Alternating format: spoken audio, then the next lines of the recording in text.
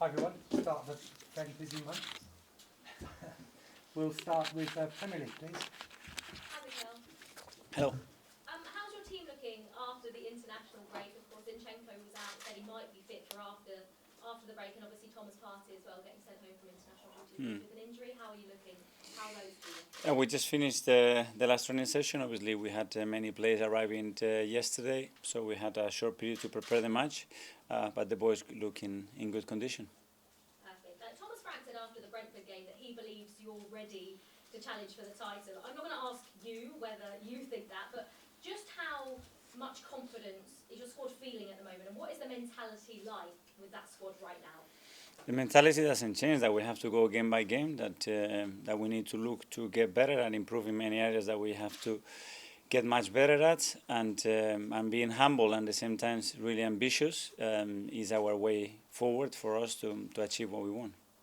Antonio Conte was giving you a lot of praise the way you've started the season, and what about the way they've started the season, because they are just 1 point behind you. It's been a pretty impressive start for Spurs. Yeah, not only the start, obviously the journey that they had since Antonio joined as well, and how things change, and the team that is building, and a very clear identity that they have in the way of playing. Obviously, it's really impressive. So we know that I think both teams expect a really tough match tomorrow.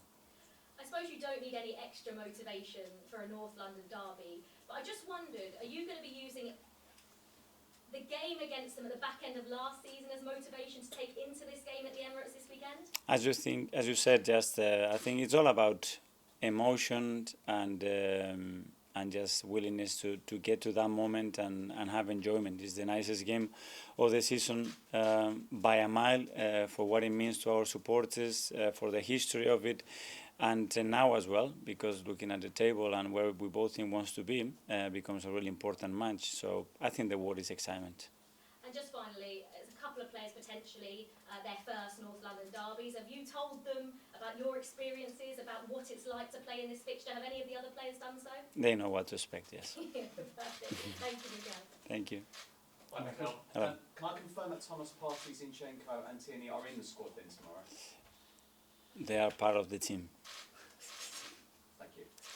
You are very welcome. On Kieran Tierney, can I just confirm, was it more of a precaution? Because I know he wanted to go out with the Scotland side to watch them in Poland. I mean, if that's the case, and then Scotland said for him to come back here, is that what you want to see from a manager with the international side? Good interaction, good collaboration like that? I think what we all want is the best for the player, protect the welfare of the player for sure, have the player in the right mindset, have the player ready physically to play for the country, to play for the club, and the best way to do it is if we have a good communication and is honest and is transparent, and with Scotland that's the case for sure. Both teams have a few injury doubts, but there's 9 games this month, unbelievable set of fixtures. Yeah. I know all the players want to play in this particular fixture, but is there a little bit of risk given you've got a game Thursday, a game Sunday? You have to go game by game, and then form performances, how players are physically or mentally will dictate how much you use them. But for sure, we're going to need everybody. As you said, the schedule is hectic and very, very demanding, and we need to think carefully how we're going to use and load the players. Few of your players, Mikel, did stay here. One of them, Gabriel Jesus. He's obviously watched Richarlison score for Brazil. But there's no better game, is there, just to show the Brazil coach to score against Tottenham Sunday? What have you said to him? Because obviously you might have been a little bit disappointed missing the Brazil squad. First of all, understand how they are feeling, how they have taken the news, how it's hit them, how can we use them to help them in their benefit, and just put the head down, take it in the chin, and the only thing he can do is try to play at the level that he's been playing, or better, to make things more difficult for the national team. That's it. You played for so many big teams around the world, and you've played in big derbies. What makes this one so special? Many things. I think you have to feel attached and belonging to the club. And when you have that feeling, and then you understand deeply the history of those derbies, how both teams were historically created and what has happened over the years, then it makes it so special. I think it's a very special city, it's a really special country, very passionate fans, and it's a great atmosphere to play.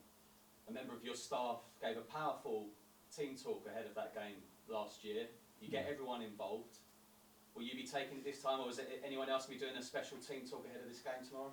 Depends on the moment, but obviously we have so many people here that they've been here much longer than us, that their feelings towards the club, it's even deeper than us, and I thought in that moment it was the right thing to do for someone that is with us every day and knows the place and know what it means, to express how he was feeling about it. Just finally, just on Emil Smith Rowe, obviously there is disappointment. But in a sense, is there kind of a positive knowing that hopefully when the surgery goes okay, that you will have him back after the World Cup? Hopefully, yes, and we have to make a decision. You know, we could not continue with that uncertainty. Do we have him? We don't have him. We don't have him in certain conditions. We need to put a line and draw a line.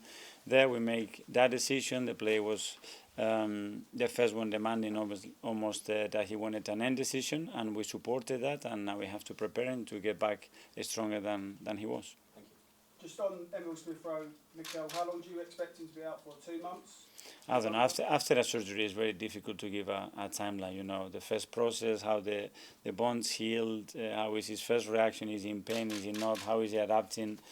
We need to go step by step. Obviously, we know that before the World Cup is not going to be easy to be, and after that we have a break, and we need to use it in the right way. On Gabriel Jesus, how did you convince him to sign for Arsenal rather than Tottenham? Because they was interested in him as well, apparently. So what did you say to make him come here rather than your rivals? The first one, Edu, had a talk with him to express him what the project was, what is our club about, the role that he would have in our club. I spoke to him, so it was a team effort. He clearly understood what we wanted to do. Obviously, the relationships that we had with them helped a lot, because there is that trust and that connection already, and then it's completely up to the player to decide. Was you fairly convinced, though, that you was convinced you was going to get him from those discussions? We were really hopeful, and his immediate reaction was extremely positive. But after that, there are a lot of steps that have to go in the right direction to finalize and get a player to sign for the club. But to be fair, Gabi made it pretty easy for us. Antonio Conte was very complimentary of you and Arsenal yesterday. He said you're a better team than last season. So do you agree with him on that? Well, first of all, thank you, and hopefully we are. But you know, the next few months will unveil that. But we want to get better than what we are today as well. William Saliba's been very impressive for you since he joined. Do you have any hesitation about playing him in a North London derby against Harry Kane and Heung-min Son? No, this is football, and Willie has shown over the past few months that what he's capable of, and that doesn't mean that line is always going to be in the same direction, but he's been so good that from my side I have no doubts. Thank you. No? Hi, Mikel. Just another one on Gabriel Jesus. He's obviously a bit of a fighter on the pitch as well. He's already picked up 4 yellow cards, so unfortunately tomorrow we'll rule him out of the Liverpool game. But you can't take that out of his game, can you? You have to let him play the way he plays naturally. Yeah, it's a thin balance. It's in his nature. He gets a lot of contact. He puts his foot, his body across the line in every situation. And we've been a bit unlucky with the amount of bookings that he had. Some of them we cannot prevent because they were a little bit disciplinary, the yellow cards. But yeah, we want to avoid that for sure. And I think last season's game, the one at Spurs, was a Champions League decider almost.